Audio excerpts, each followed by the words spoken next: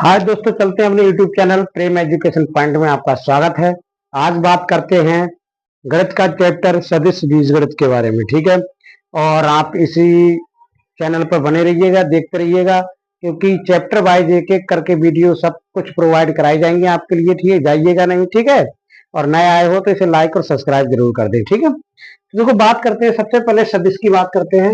सदिश बीजगणित, देखो सदिश बीजगणित में क्या चीजें होती हैं? दो चीजें होती हैं। सदिश बीजगणित में कितनी चीजें होती हैं? दो चीजें। दो चीजें कौन सी होती हैं? ठीक, बात करते हैं सदिश बीजगणित। सदिश बीजगणित में कितनी चीजें होती हैं? दो चीजें। सदिश बीज गणित, ठीक है, इसमें दो चीजें होती हैं। पहली चीज क्या है? ठीक है, सदिश बीजगणित में दो चीजें होती हैं। एक कौन सी होती है? ठीक है, एक अदिश, एक अदिश राशि होती है और एक सदिश राशि होती है। इन दो राशियों का यूज किया जाएगा, एक अदिश राशि और एक सदिश राशि। ठीक, एक अदिश राशि और एक सदिश राशि, ये आपके लिए क्लियर हो गया होगा। ठीक है, एक अदिश राशि और एक सदिश राशि। देखो अदिश राशि में क्या होता है? अदिश राशि में सिर्फ और सिर्फ किसी भी राशि में क्या होता है? परिमाण होता है। क्या होता है? परिमाण होता है। क्या होता है? परिमाण।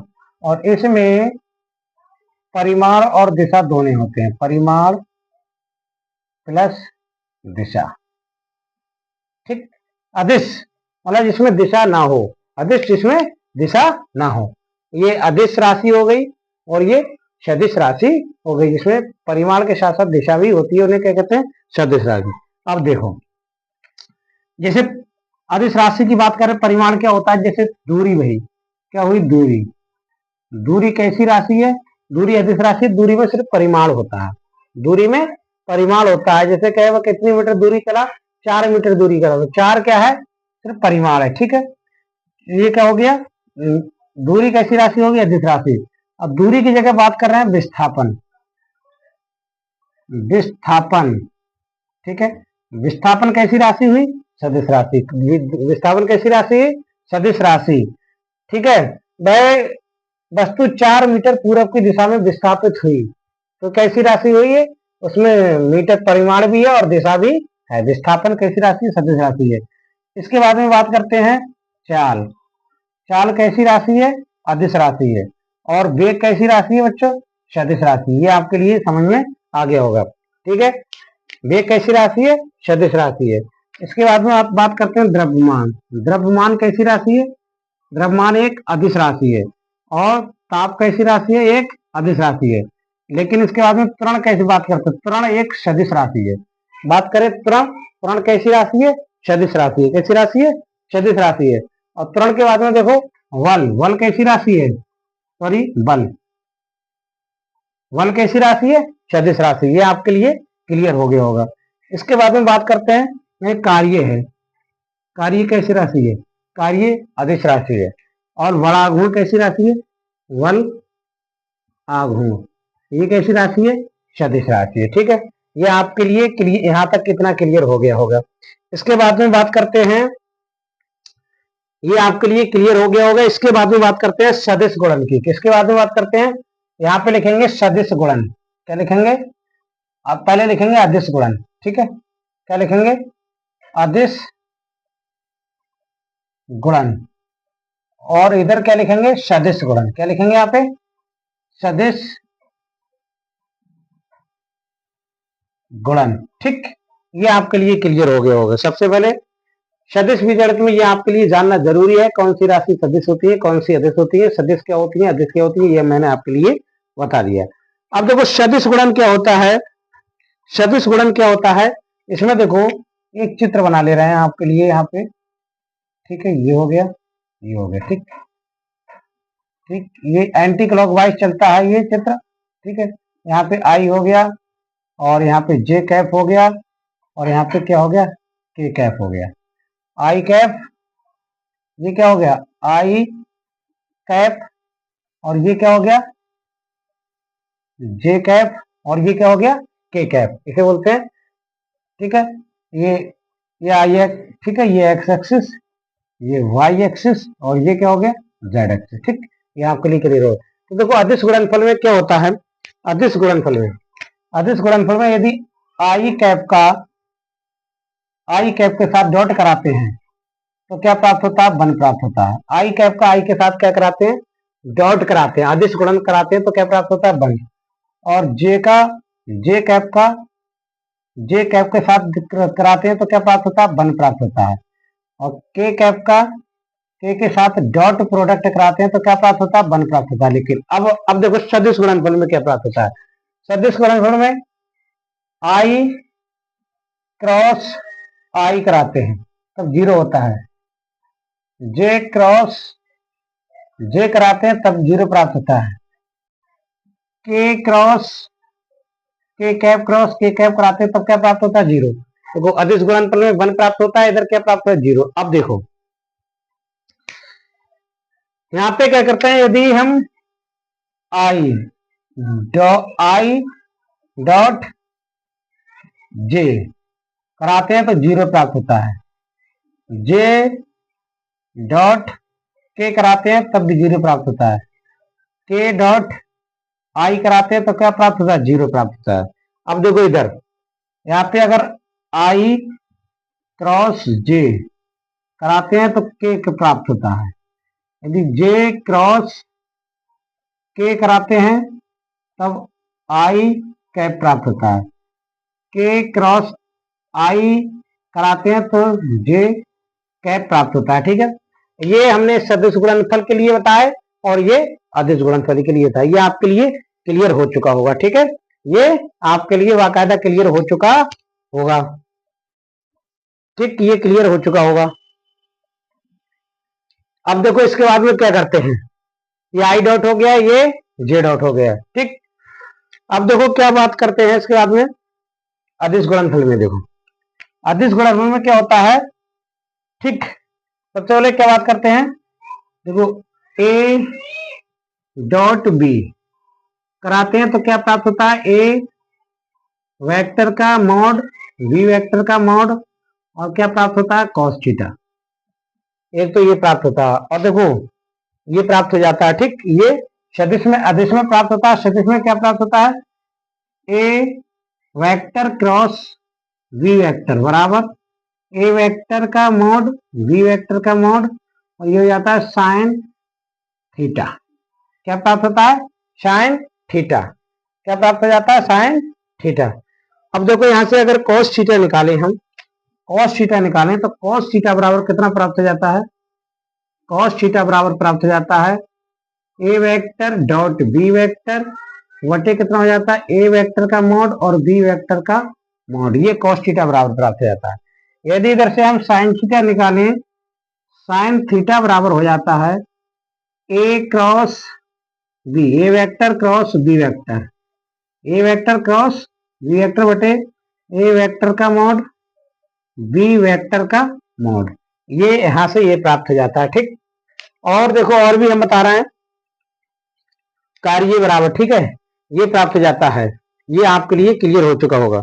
अब देखो क्या करते हैं, यदि A dot B A vector dot B vector बराबर 0 है तो दोनों सदिश लंबवत होंगे। तब दोनों सदिश कैसे होंगे, तब दोनों सदिश लंबवत होंगे, दोनों सदिश लंबवत होंगे। ठीक है, यदि ए डॉट बी बराबर 0 हो तब दोनों सदिश कैसे होंगे, लंबवत होंगे। यदि ए क्रॉस बी बराबर ए वेक्टर क्रॉस बी वेक्टर बराबर 0 है तब दोनों सदिश समांतर होंगे, दोनों सदिश समांतर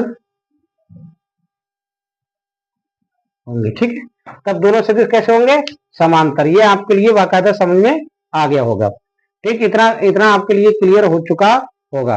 अब देखो बात करते हैं अदिश गुणनफल में, जैसे हमने अभी बताया था कार्य, तो कार्य बराबर कितना होगा, एफ डॉट डी, कार्य डब्ल्यू बराबर कितना हो जाएगा, अदिश गुणनफल में डब्ल्यू बराबर कितना, F vector dot D vector, और बलाघूर्ण टाउ बराबर कितना हो जाएगा, टाउ बराबर हो जाएगा लंबवत दूरी r cross r vector cross a vector. बलाघूर्ण टाउ बराबर कितना हो जाएगा, r vector cross a vector. ये आपके लिए बाकायदा क्लियर समझ में आ गया होगा। ठीक है, ये आपके लिए एक एक चीज समझ में आ गई होगी, और ये समझ में आ गई हो तो इसका स्क्रीनशॉट भी आप ले सकते हो। ठीक है, चलते हैं अगली।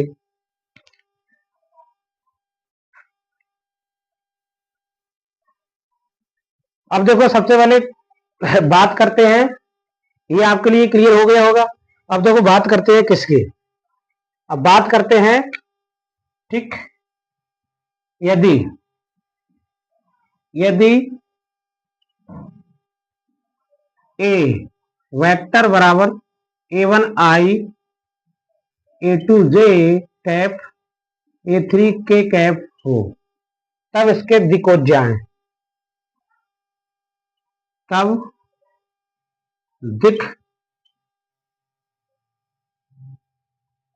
दिक्कोज्याएं कितनी हो, दिक्कोज्याएं, तब इसकी दिक्कोज्याएं, तो दिक्कोज्याएं देखो कितनी होती हैं, तब दिक्कोज्याएं, तो बच्चों देखो दिक्कोज्याएं कितनी होती हैं, तो ये cos alpha cos alpha cos alpha cos alpha बराबर कितनी हो जाएगी, A1 upon under root A1 का स्क्वायर A2 का स्क्वायर A3 का स्क्वायर। ठीक, और कॉस बीटा बराबर हो जाएंगे A2 upon under root A1 का स्क्वायर A2 का स्क्वायर A3 का स्क्वायर, और कॉस गामा बराबर हो जाएगी, ठीक है, अंडर रूट A1 का स्क्वायर A2 का स्क्वायर और A3 का स्क्वायर। ये आपके लिए बाकायदा क्लियर हो गया होगा। ठीक है, ये आपके लिए क्लियर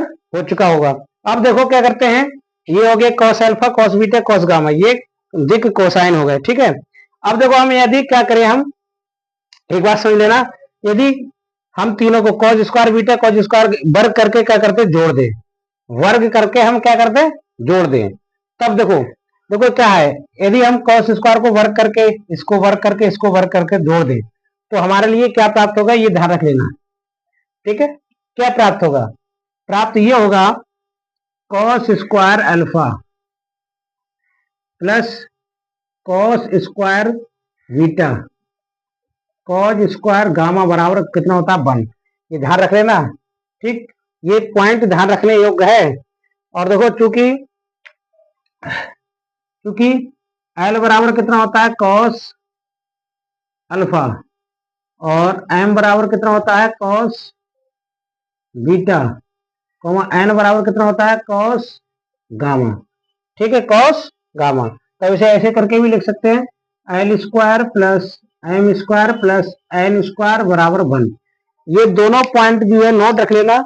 ठीक है, ये दोनों पॉइंट नोट रखने योग्य है। ठीक है, ये दोनों पॉइंट, ठीक है, ये है और एक ये। ठीक, ये वाली बात आपके लिए समझ में आनी चाहिए। ठीक है, ये कैसे आया, cause square alpha plus cos square beta plus cos square gamma बराबर 1 कैसे आया, कॉज स्क्वायर को वर्ग करके यहाँ पे जोड़ देंगे, कॉज बीटा को वर्ग करके यहाँ पे जोड़ देंगे, कॉज गामा को वर्ग करके यहाँ पे जोड़ देंगे। देखो ऊपर आ जाएगा A1 square B1 square plus A1 square A2 square B2 square, नीचे आ जाएगा, बच जाएगा A1 स्क्वायर B2 कट के कितना आ जाएगा, बना जाएगा। ठीक है, अब एल बराबर कॉस अल्फा होता है और एम बराबर कॉस बीटा होता है, एन बराबर कॉस गामा होता है। तो ये एल, इसे ऐसे भी लिख सकते हैं, L square plus M square plus N square बराबर 1। ये भी आपके लिए बाकायदा क्लियर हो चुकी होगी बात। ठीक है, ये बात आपके लिए क्लियर हो गई होगी। अब देखो क्या होता है, अब एकांक सदिश। ठीक है, यदि क्या लगाना है, एकांक सदिश, ए वेक्टर का एकांक सदिश। यहाँ पे देखो लिखेंगे ए वेक्टर का एकांक सदिश, एकांक सदिश, ए वेक्टर का एकांक सदिश, तो एकांक सदिश बराबर ए वेक्टर बटे कितना हो जाएगा, ए वेक्टर का कैप। ठीक है, ये क्या हो गया, एकांक सदिश हो गया, ये क्या हो गया, एकांक सदिश हो गया। इतना आपके लिए बाकायदा क्लियर हो चुका होगा। ठीक है, बाकायदा क्लियर आपके लिए यहाँ तक समझ में आ चुका होगा। अब देखो इसके बाद में एक बात क्या करते हैं, सदिश एका, सदिश बी पर प्रक्षेप। क्या लिखते हैं? सदिश ए वेक्टर का सदिश बी वेक्टर पर प्रक्षेप। प्रक्षेप निकालेंगे तो कितना हो जाता है? A dot B, A dot B upon कितना हो जाएगा? बी वेक्टर का मोड। ठीक है, ए डॉट बी सदिश ए का सदिश बी पर प्रक्षेप निकालेंगे तो ए डॉट बी बराबर कितना हो जाएगा? बी वेक्टर का मोड। यदि निकालेंगे सदिश बी का सदिश ए वेक्टर पर प्रक्षेप तो कितना हो जाएगा? तब कितना हो जाएगा ये? तब ये हो जाएगा A dot B, A dot B upon कितना हो जाएगा? ए वेक्टर का मोड। ए डॉट बी बराबर कितना हो जाएगा? ए वेक्टर का मोड। ठीक है, ए डॉट बी बराबर कितना हो जाएगा? ए वेक्टर का मोड। ये आपके लिए क्लियर हो चुका होगा। ठीक है, अब देखो मैं इसे कुछ चीज को मिटाता हूं, कुछ और भी लिखना है मुझे, जैसे त्रिभुज के सूत्र होते हैं। ठीक, यहाँ पे लिख दे रहा हूं, चलो मैं मिटाऊंगा नहीं। यहाँ पे यदि किसी त्रिभुज की भुजाएं हैं, जैसे यहाँ पे लिख दे रहा हूं, ठीक, यहाँ पे, ठीक, त्रिभुज की दो आसन्न भुजाएं, त्रिभुज की दो आसन्न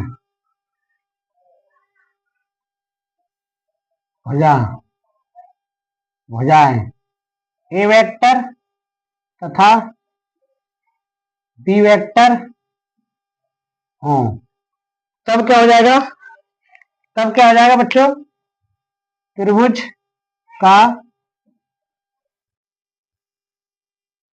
क्षेत्रफल बराबर कितना हो जाएगा? 1/2 ए वेक्टर क्रॉस बी वेक्टर का मॉड। ठीक है, कितना हो जाएगा? A vector cross B vector का मॉड।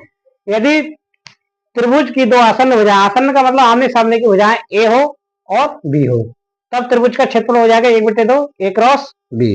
यदि किसी, अगला देखो फिर से, ठीक, अगला क्या है? एक तो जो हो गया, दूसरा जो है, यदि किसी